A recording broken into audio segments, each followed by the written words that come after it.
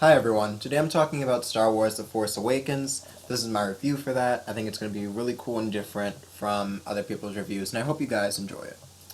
Okay, so first off, the opening scroll, did you guys just feel the nostalgia from that? Like, it reminded me so much of watching the original trilogy especially, but the other um, movies as well. It's very succinct, and it outlines the story pretty well.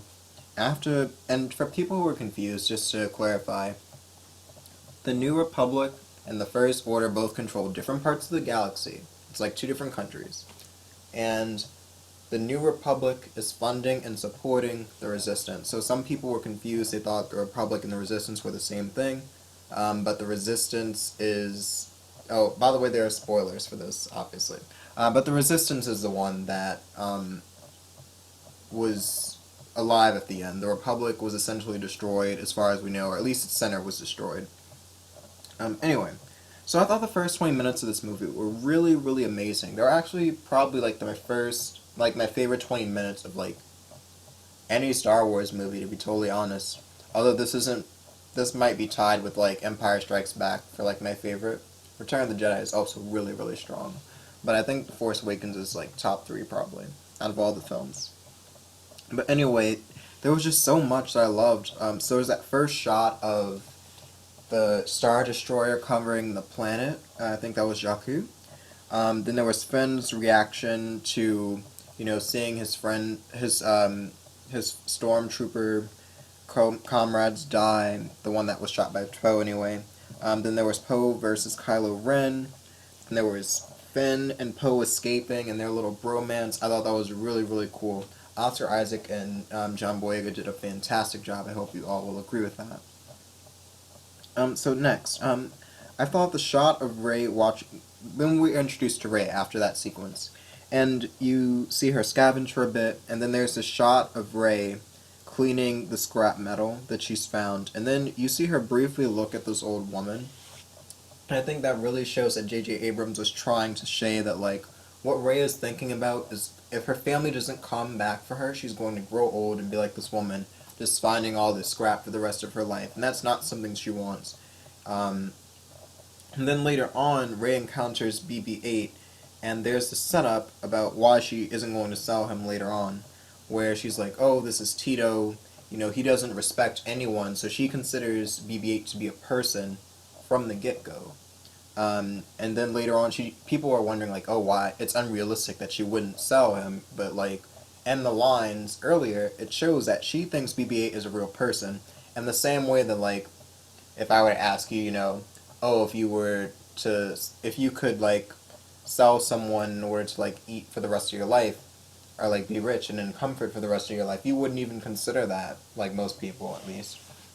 So it's entirely reasonable that Rey wouldn't have sold BB-8 in that moment. So later on, I think it's really funny the way that like Finn and Rey meet. Their little chase when BB-8, shocking Finn as well.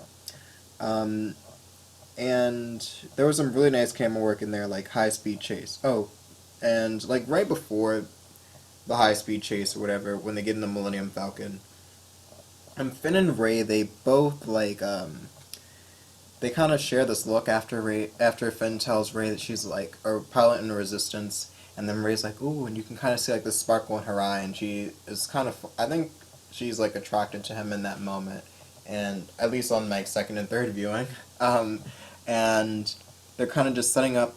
It's not blatant or obvious, and I think that's good because Rey needs to establish herself as a hero without romance for a bit, but like there is a lot about her and him flirting or kind of acknowledging that there is something there.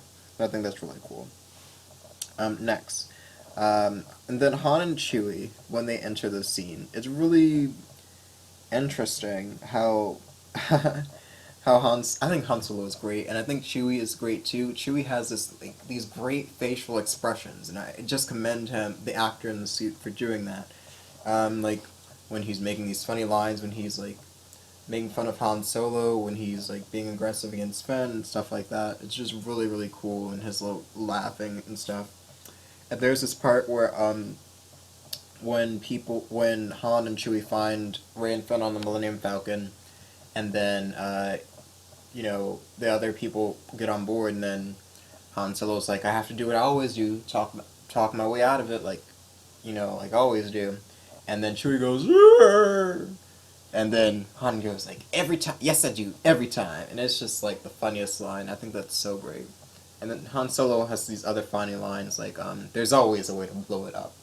And that's not how it works. And I think Han Solo and Poe like probably have the best lines in this film. Maybe Finn too. Finn had some funny material to work with. But anyway, moving on. I thought it was really funny how when the heroes go and they meet Maz Kanata, Han tells them, don't stare. And as soon as, Maz is sitting down with Finn, she turns the little glasses and she starts staring at him, getting all up in his grill. So I thought that was very funny. And that vision scene with Rey, I think that was very intriguing. I don't really know what to make out of it, even after like 3 viewings. It definitely shows like the Knights of Ren and Kylo Ren, going after Luke Skywalker's students, and Luke putting like the map in R2D2 apparently. But I don't know what to make out of like the dialogue and all that other stuff. Rey, and these are your first steps. I guess it's Obi-Wan talking to her, but I'm not really sure. I'll leave that to other people to figure out and speculate. And then there was that part where the First Order destroyed Alderaan. Oh, I mean, Hosnian Prime. I thought that was, like, so beautiful. I know it sounds weird because, like, it's violent, it's death and stuff, but, like, just the image of Kylo Ren watching the watching the Starkiller base destroy the Hosnian system, and you just see the red, like, travel light speed across the screen, and you get all these shots of people watching it. You get the shots of Finn watching it, the shot of Han Solo looking at it, the shot of General Hux looking at it, and then the people on Hosnian Prime tragically watching as like this red burst of energy gets ready to obliterate them. It was sad but beautiful. Tragic. I think that's a Taylor Swift song. Anyway, later on, I do have one gripe about, one of the next scenes. Poe just returns, and there wasn't a big explanation for this. I really liked Poe, and I'm glad that he wasn't dead, because I think that the writers need him for this trilogy. Not just to be their new Han Solo, but, like, he's just really funny. He has really cool interactions with Finn. I'm looking forward to seeing how he interacts with Rey. I think there might be some beef there, just because, like, you have two, like, strong-willed people, and so I think that will be interesting to see how they interact. And, like, Rey is a pretty good pilot. Poe is like the best in the Resistance, and I would love to see them flying together or co-piloting along with Finn. I think that could make for some really interesting dynamic there. I do have a gripe though, in that like Poe died, allegedly. We saw his body, or we saw his ship crash, and then go into the desert, and then it got swallowed up, and then Finn assumed he was dead, because that would make sense. We all thought he was dead. I was hoping he wasn't dead. I wasn't really sure. I was like, no, you guys paid good money for Oscar Isaac. I know you didn't kill him off. But I wasn't entirely sure. But anyway, it was just, I thought there should have been more of an explanation as to how he got off Jakku, So, it could have... J.J. Abrams literally had... It was a long movie, 2 hours and 15 minutes, but J.J. Abrams could have added, like, 2 or 3 lines just to kind of explain, and it would have been less of an issue. So, when... and also, it doesn't make sense how when when Finn is watching Poe fly by, he knows that Poe is the one flying. When he goes, that's one hell of a pilot, But anyway, J.J. Abrams, all you had to write was something like, Finn walks over to Poe after, he's landed down and they start talking and BB-8 is reunited with him and all that. And you could have, all Finn had to do, which is, it's weird that he didn't ask this, like, how did you get off? I thought you were dead. And, Finn could have just said something like, I ejected while you were passed out. I ejected from the TIE fighter while you were passed out, and then, Resistance pilots came to Jakku and they found me because that was my last known location or something like that. And I could have bought that because, it makes sense that, Poe escaping from the First Order would be public knowledge. It's pretty apparent that there are spies on both sides in this movie. So I wouldn't be surprised. It makes like total sense that Poe would have been able, that the Resistance would have known that Poe crashed on Jakku, and they would have gone looking for him. And J.J. Abrams, all you had to say was that, you know, it just really frustrated me how they just did not explain it and how Finn didn't even ask. Anyway, a little more. I would have loved another Han and Leia moment, like them arguing. Like, if you think about it, Princess Leia was incredibly like feisty, and you know, like she didn't just follow people around or like take orders very easily in the original trilogy, especially like, you know, I remember in Empire Strikes Back, I watched that recently, and she there's this part where she gets Chewie to like muscle Lando for a bit, you know, saying like, oh, we don't need saving and stuff like that. And I wanted to see some of that back. She was very motherly and stuff like that in this movie, and I appreciated that. But I would have liked to see some more of that old Leia. She just, like, if she had gotten into an argument with Harrison Ford on screen, that would have been really cool. Anyway, later on, I know people were complaining about how Ren escaped from,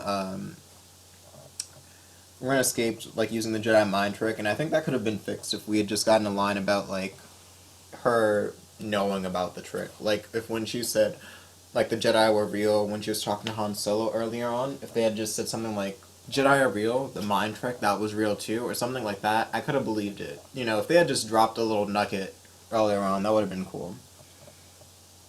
Lastly, like, or not lastly, but anyway, Kylo Ren killing Han Solo, I thought, I mean, I think a lot of people saw it coming, and I figured Han Solo would die in this movie or the next one.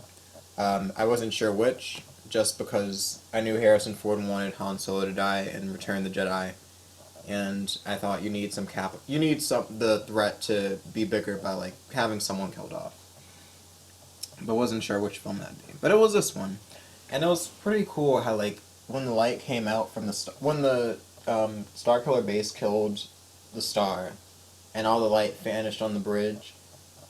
I think that symbolized, and you see like Han Solo's face go dark and Kylo Ren's face go dark. I think that really symbolizes like Kylo Ren snuffing out the light from him, or at least he thinks so, and that allows him to like make the decision to kill his father, the most beloved character like in the whole franchise. It was really sad. But anyway,